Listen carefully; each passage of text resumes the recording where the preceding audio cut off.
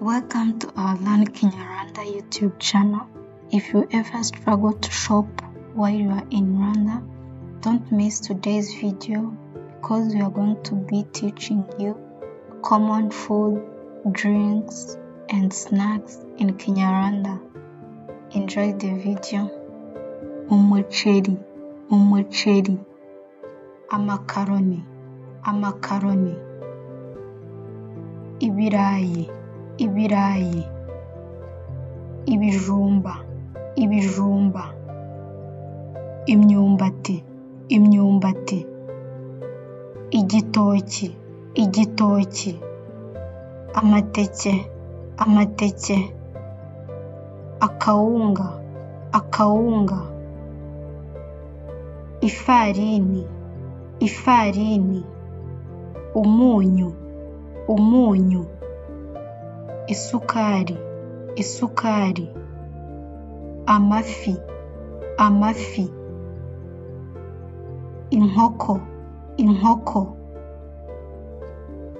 inyama z'inka,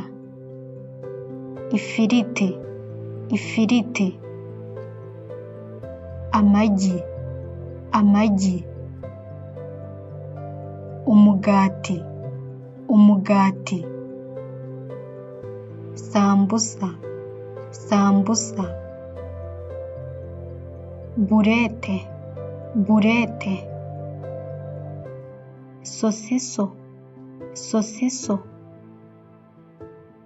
chapati, biscuit, serelake,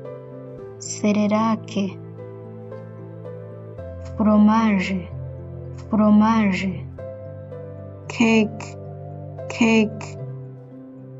shokora, injugu, bombo, amata, ji, ubuki, icyayi, igikoma,